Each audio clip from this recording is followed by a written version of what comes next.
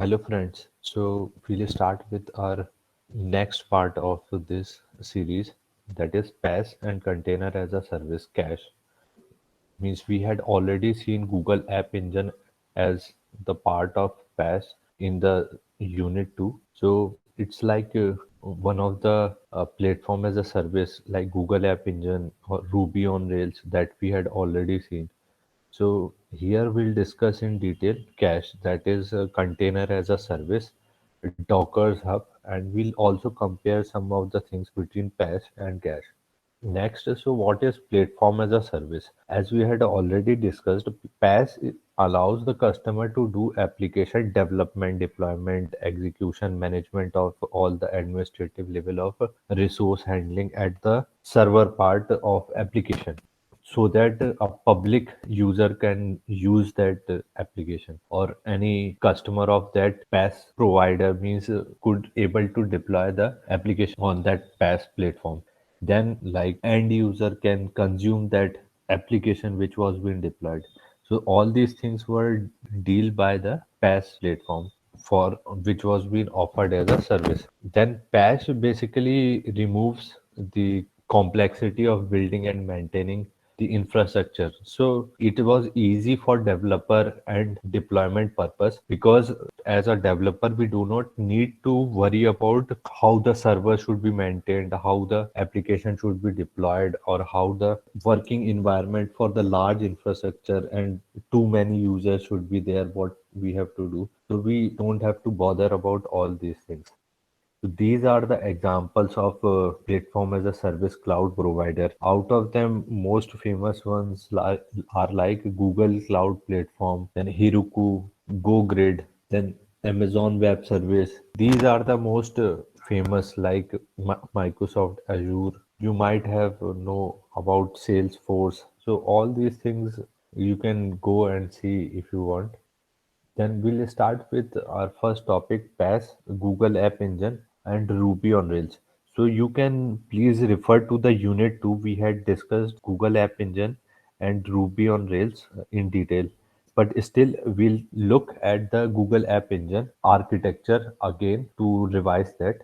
And in this part also, some new things that we missed out in last unit 2.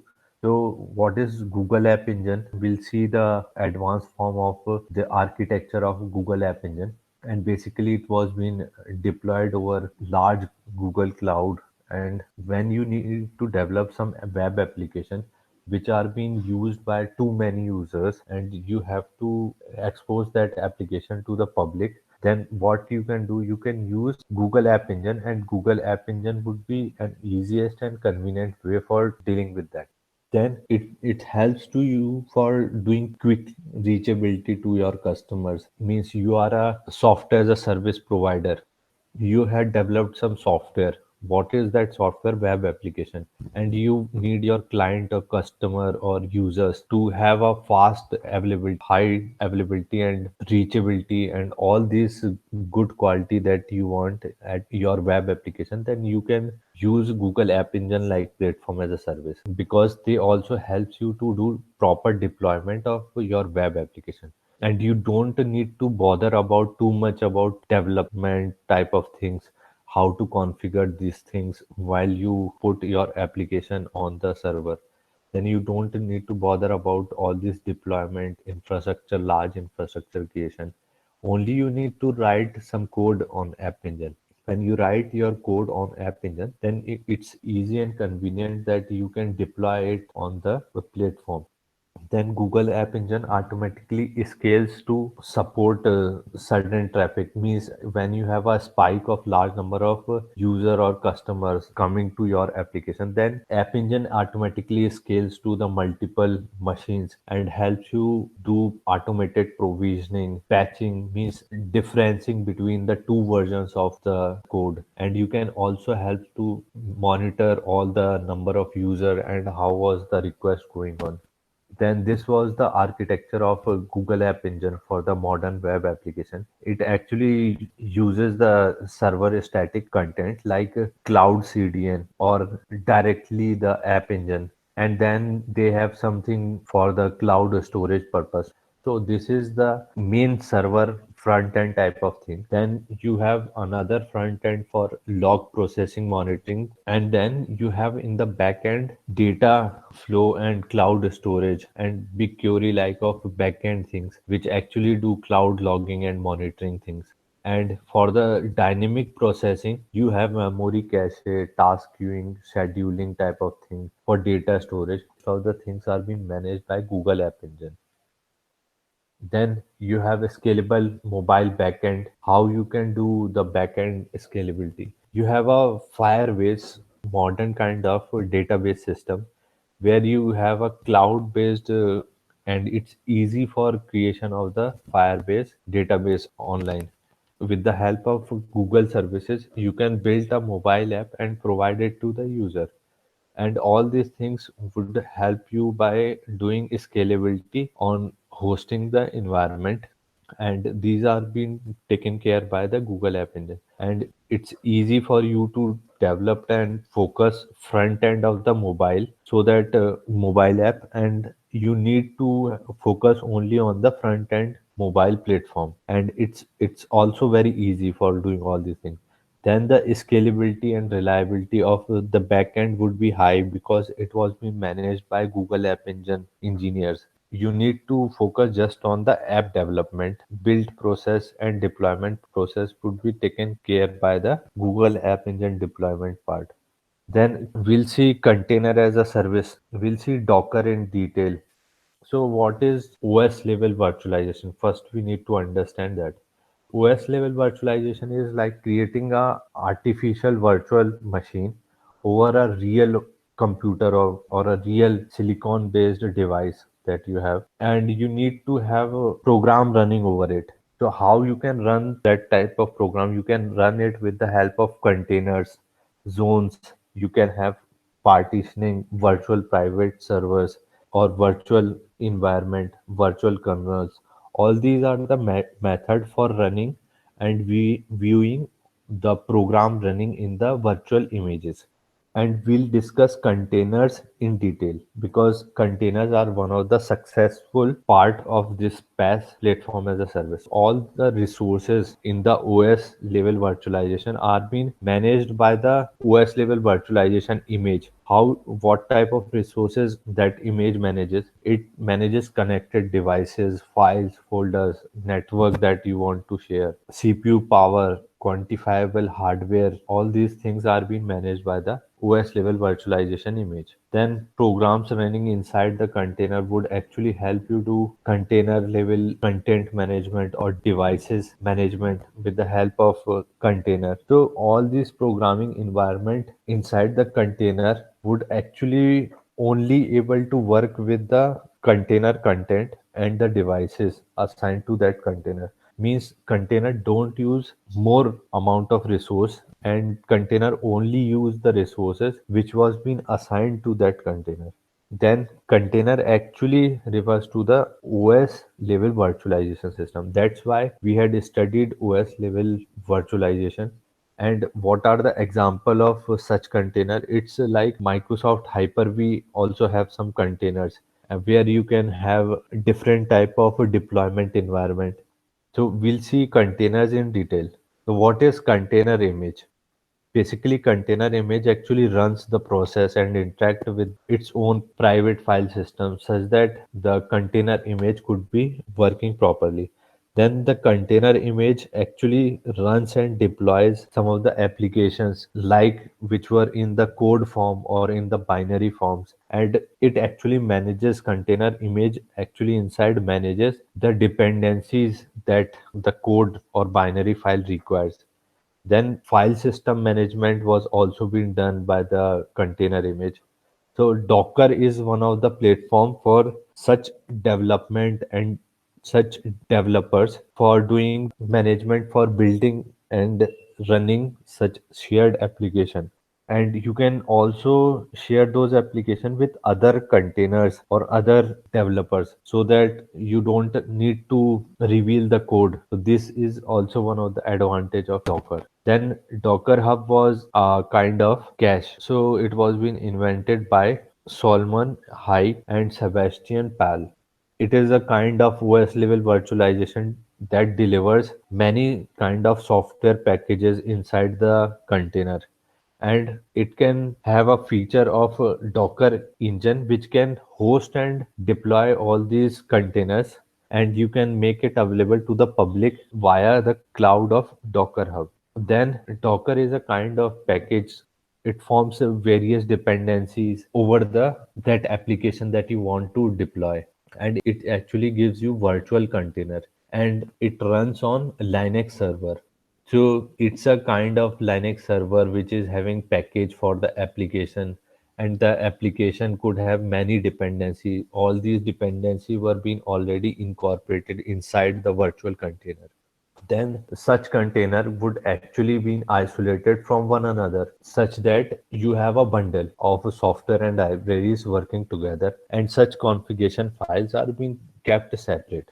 So the containers are being like an isolated image of software and libraries that could be configurable with some of the content. Then the container actually is kind of a single operating system kernel, which actually uses less number of resources as compared to the normal OS type of virtual machine. So all the containers are actually running optimized number of fewer resources as compared to the other virtual machines which actually deploys operating system. So this is an advantage of having container with fewer number of resources. What type of features that Docker provides? So Docker basically provides the most important feature is computational reproducibility. Means you can have a code developed or deployed, and you can reproduce that code and could be used by someone else. What type of exact feature that Docker implemented or deployed image of that container helps you to do? So it helps you to do cross-platform portability. Means you can shift your image from Linux-based operating system to the Windows-based operating system, and you can also shift the same image to the Mac OS-based operating system. So you need to move your container from one operating system to another operating system, and this helps you to do cross-platform portability, and you don't need to bother whether that container image is running on Linux or on the Windows. Then it also supports modularity, means how the module or component could be reused and shared. So once you had developed a container for an application, then you can always say to the other developers that you can use my container and you can give the link for that container. And thus the modularity and component could be reused. Then the Linux container based on OS level virtualization. So all the advantages of OS level virtualization was been the advantage of Docker. Then it also supports portable cross-platform, like different type of machines working together with different type of networks working together. So all these type of advantage were there with the Docker. And then you can have archiving, means of old development, and you can have versioning of the image that you want to deploy on the container. Before going to the detail of what type of functionality Docker provides, we need to understand fundamental concept of software engineering, which is dependency and coupling. So when you develop a software program or an application, you have various library calling, like you import some of the packages, you call some of the jar files, and some of the Python libraries you import. So how, and in the C you include various type of other .h files. So this is called dependency and interdependency, basically dependency beyond your application. So this type of relationship management of such software modules are the important concept, and we need to understand this. And this was the fundamental behind the container as a service and platform as a service. How the programming content or the application content was being used.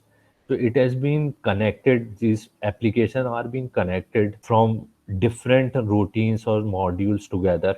You have two type of coupling. Coupling could be low or loose, otherwise the coupling could be high or tight. Coupling loose means very less number of modules which are connected between your application and other imported library or jars or some other modules. But if your application has high or tight coupling, So this is a disadvantage, means your application is calling too many libraries and you are using too many modules of other softwares. So this is a disadvantage of having high.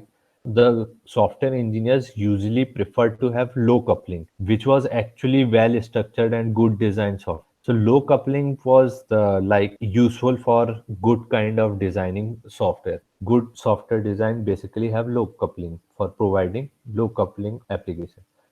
So we'll see the disadvantage of high and tight coupling. And this is the reason where the platform as a service and container as a service been used. So this was the advantage of high and tight coupling. Basically, once you change one module or forced to change some module inside your application, so other dependent module also need to be changed. This is one of the disadvantage of high coupling. And when you do some modularity requirement or reusing all these inter module dependency, it requires effort and time for the management of that modularity type of features in your application. Then it is also becoming harder for you to reuse and test such modules which were dependent on other modules. Then you have other type of performance issues, which were like performance reduction due to message passing or parameter passing. Because in the request and response messages, you need CPU cycles or memory for doing request and response over the internet. So the message creation, transmission, translation means marshalling or unmarshalling of a client stub or server stuff. So all these things, interpretation of some data structure inside the parameters like string, array. So all these things are needed to be managed. And these type of management are really critical and difficult. And these all management are required to be very efficient. So that's why the Docker images like thing comes up. And this type of PaaS and SaaS was being useful. So next we'll discuss the Docker image properly and what is how it was useful. Actually, Docker image resolves the dependency issues. If you have a application or some deployment which requires different type of platforms and libraries like R library or application needed, Python library or application needed, MATLAB or Java type of libraries are required. So Docker image basically based on some Linux system. So it include those library inside your Docker container. So you'll have a Docker image or you have the Docker container image, which contains R library, Python library, or MATLAB library that you are using. Then Docker image or the virtual machine. What is the difference between Docker image or virtual machine image? So we'll see first the similarity. So both of the Docker image and VM image actually resolves the dependency of some pre-installed configured binary image or dependency. So once you have imported some of the binary dependency, both VM and Docker image are capable of resolving such of the dependency. Resolving such of the dependency means including or importing those libraries properly. But the dissimilarity of between the Docker image and the VM image is like this. So the Docker image actually shares only the Linux kernel of the host machine which were being useful. So the Docker image actually shares the Linux kernel, means direct operating system based kernels are being used by the Docker image of the host machine. So this is one of the advantage you can see of Docker image, which was having dissimilarity with the VM image. We'll see this in detail in the next slide. So first we'll see Docker file. So next we are going to discuss about Docker file. So Docker file can build images which were like automatic creation of reading some of the instruction that could be executed all these instruction, and then you can have built your application and deployed your application over network. So Docker file is a kind of scripting. So you script a pre-existing dependency. These are the dependency and these are the libraries which were used and required in the application. So you write about all these dependency and import and include type of thing in the Docker file. Then what Docker file do? Docker file is a kind of text document, and it contains all the command that could be executed on the command like argument. So that can have the calls to the various application and dependencies that could be included or imported in your application. So these calls will go to the command line argument of the Docker engine, and it imports all the and includes the dependencies that you had mentioned in the Docker file, and then it will assemble the image. So how the Docker build creates an automated build and that executes several applications. So this is the simple command that the Docker actually builds and creates some of the automated applications, and you can have a deployed application. So Docker build path of that application and the Docker file. Then you can actually copy if you want to use that image in your desktop or anywhere, then you can pull that image by copy pasting that command. You just copy paste docker pull and the container name. So for example, docker pull hello world. So in this you can have pulled a hello world name of container. Then what is the concepts behind the Docker? The fundamental way of doing containerization. So what is containerization? When you use some container to deploy your application, then this whole process is said to be containerization. Flexible. What is flexible? Flexible means too much complex application, means too many import library, include library, and all these things could be able to be containerized. It's easy, so it's flexible.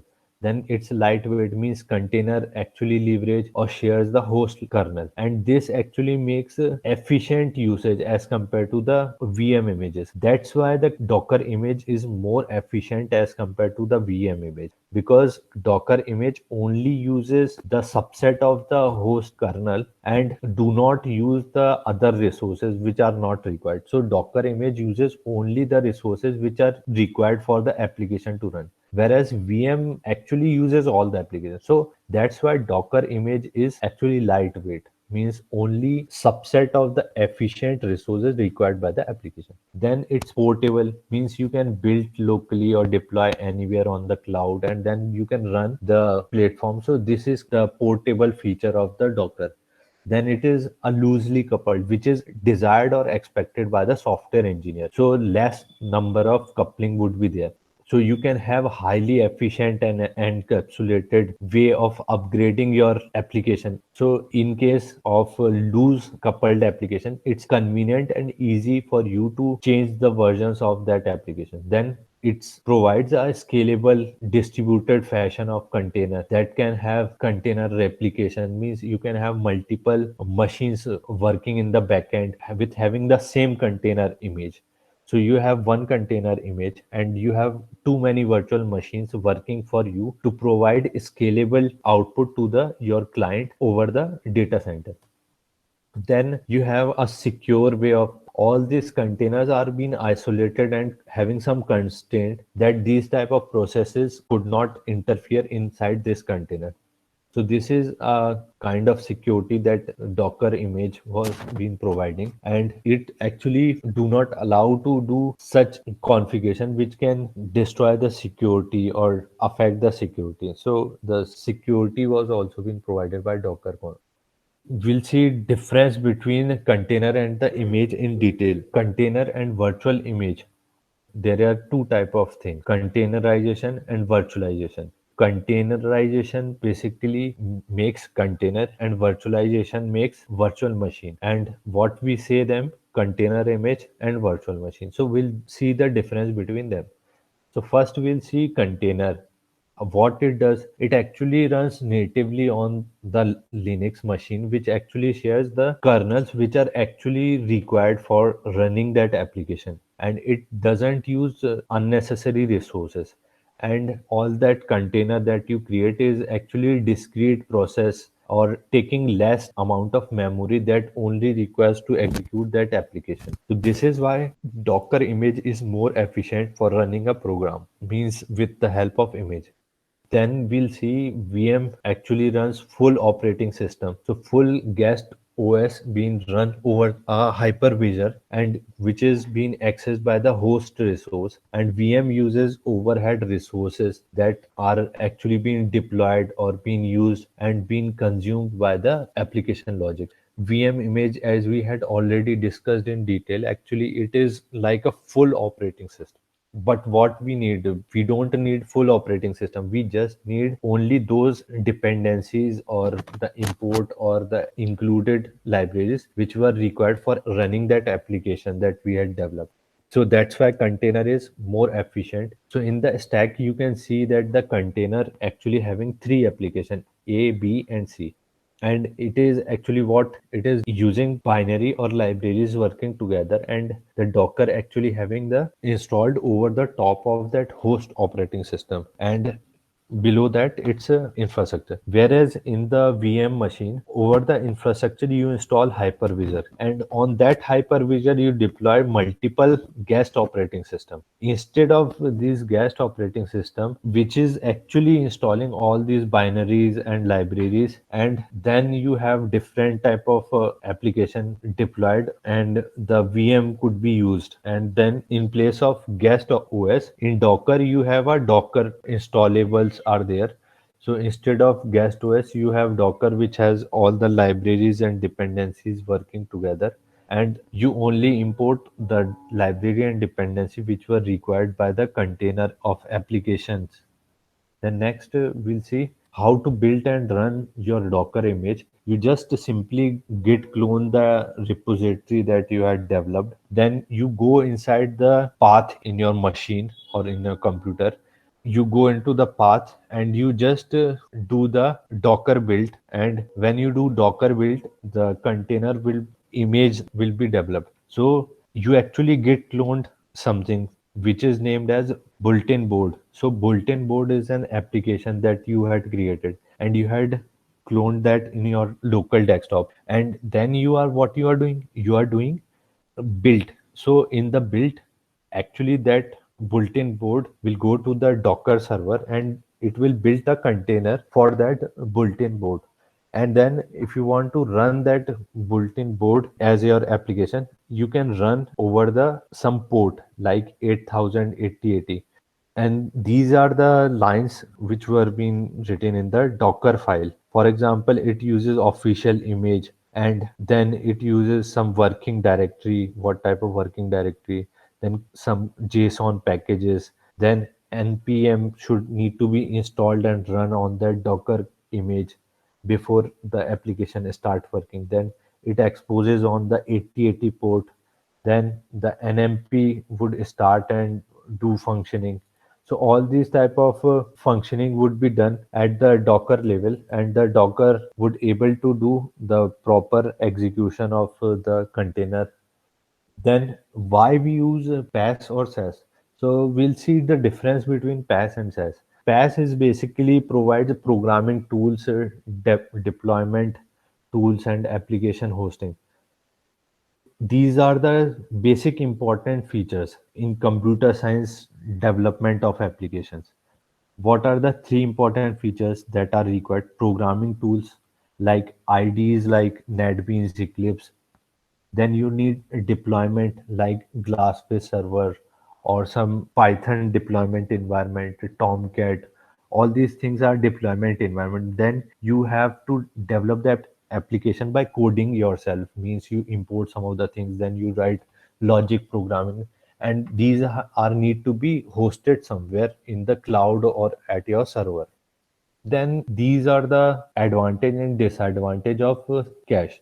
Cache includes the stack for only for deploying of the container, and cache do not include the development tools.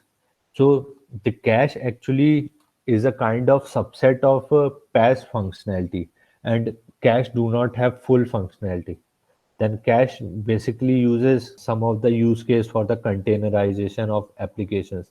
Then cache is a kind of incomplete PaaS, and cache was not the complete version of PaaS.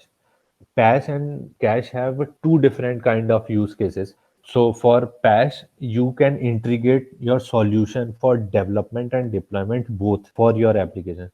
So in PaaS, you can have development and deployment environment for your application. But in the cache, you have only able to manage some container for the environment development for the execution of application that you had developed.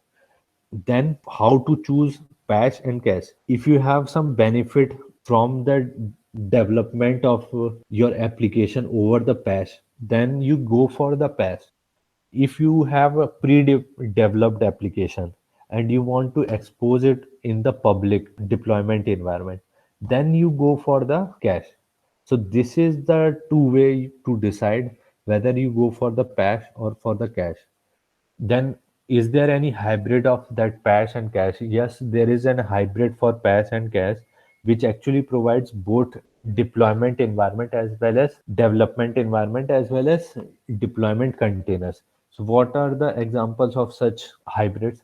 Amazon Elastic Containers Service, ECS. Then you have Ruby on Rails deployed over Engine Yard, and you have Google App Engine. So, these are the patch and cache hybrids. In the next class, we'll see SaaS, software as a service, and distributed version control. And in that, we'll see Facebook testing, how they do testing at Facebook, and GitHub and Git LFS. So, bye for today class. I hope you had enjoyed that pass and cash. Thanks, all of you. See you in the next class. Bye.